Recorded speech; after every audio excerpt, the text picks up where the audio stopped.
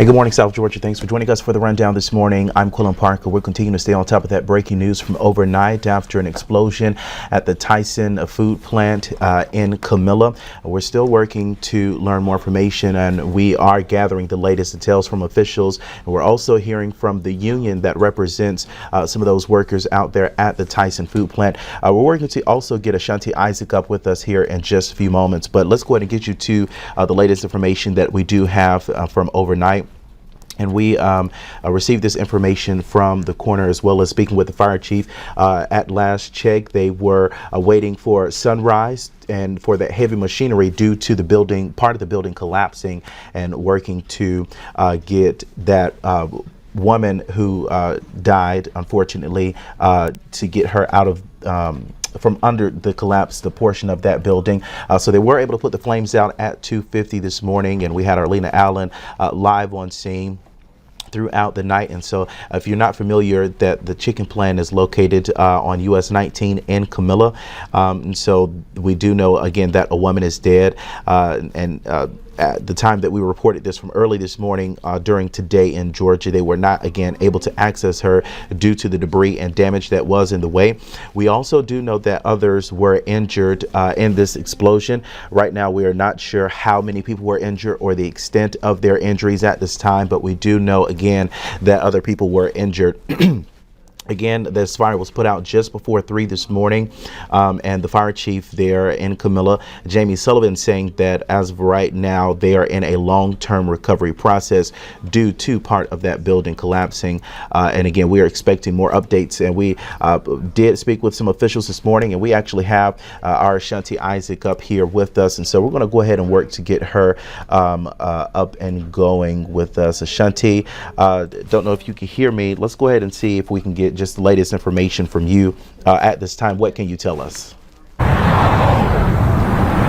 Hey Quinlan, hello South Georgia. Now just a little update. So basically, Quinlan, everything that you said still stands. The Chief of Police, Chief Sullivan, he said that they have still not been able to access the person who is deceased in this explosion. And we did get a chance to speak to the union representatives over this facility, and she did say that because of what she heard from the employees here on the ground, they are going with a boiler explosion that caused this massive fire earlier this morning. So at this time, the chief said that they are still going to be working to remove the debris. It's a lot of debris hanging over the victim, so that's why it's taking so long for them to actually extract the victim from that area. So that's what they're working on today. As far as other employees who are injured, the union and the chief said that they have heard that multiple people have been badly burned. So they're probably going to different medical facilities around South Georgia to get some of those treatments done.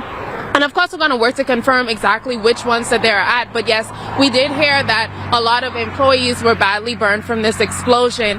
Now, as far as what the union is saying, that they say that they do have union representatives down on the ground. Boots are down on the ground here in Camilla.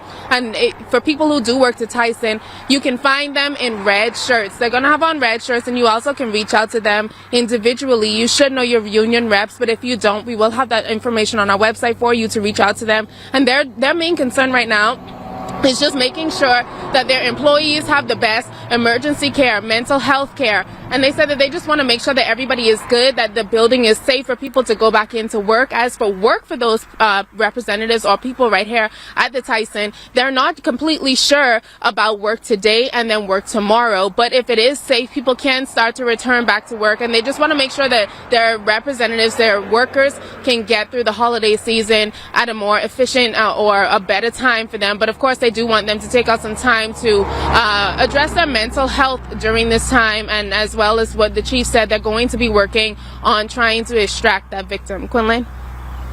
All right, Ashanti, and I do know that you, again, were able to talk with the chief there. Did he give any insight as to the extent of those injuries of those people who were injured? Do we know any of that at this time? Well, Quinlan, according to the chief and according to the union, the only extent of injuries that they do have, sorry, my airpiece just got caught here. It's very windy out here. But no, the only extent of injuries that they do have confirmed is just that a number of employees were badly burned in this explosion. So that's all what they know so far. I did call the coroner just to see if anybody else passed away, if he had to get called out, but he didn't return that call. He said he'll call me back a little later. So we're just waiting for later just to confirm if anybody else was another fatality in this tragic fire. But as far as what we know, it's just the one fatality, which they're still trying to remove the body, and then the workers who were badly burned. Gotcha. Were you able to see if that heavy machinery, the equipment that they're needing to get the debris and everything cleared out so that they can get that victim, has that come in yet? That's the thing. We're not allowed on the property. They said it is private property, and because the explosion happened in the back, I don't know if you can see it from here, but because the explosion happened in the back, it's kind of hard for us to get there and see it, and we got kicked off twice, so we're not going to go back. And that's just from today. I know Lena had some issues going on to the property to, get a better visual for our viewers so that they can actually see what's happening. So no, the short answer is no, and we're going to respect what Tyson wants. Of course, we understand this is such a tragic event and a tragic I guess a fatality. Yes, so we're going to give them their privacy while they work through it. And of course, like we said, the biggest thing right now for the survivors, the people who witnessed this explosion, the people who were actually at work overnight, is just to make sure that they're okay. Those people who actually got burned, to make sure that they're recovering, to make sure that their mental health is okay. So we're just going to respect what they want, and as soon as we get any extra information, we'll be sure to update everyone about it. Understandably so. Ashanti Isaac live out for us in Camilla at Tyson Food Plant. And of course, we'll be working to bring you the latest information on air and online. And Ashanti will be out there throughout the day. Thank you, Ashanti. Do want to also let you know, she did mention there that I also mentioned here earlier that we did get a statement from the union that represents some of those employees out there at Tyson. I want to go ahead and take you to that statement at this time, saying in part, quote, "Sadly, our members have reported to us that a person was severely injured and may not survive, and several union members were severely burned in a boiler explosion this morning at the Tyson Poultry Processing Facility in Camilla, Georgia." Now, again, this is coming from the retail, wholesale and department store union, and I believe they represent just about let me see if I can pull it up here, more than 1,600 workers at the bargaining table at this Tyson facility in Camilla, but they also represent more than 1,500 poultry workers at facilities across the southern United States. And of course, they also released in a statement that they are working with the company and local emergency authorities to ensure that all workers impacted are taken care of. Again, Ashanti mentioning there, the health and safety of workers must be a top priority at poultry plants, and we are working to assist anyone injured last night. Our WDSU representatives are on the ground and available to assist.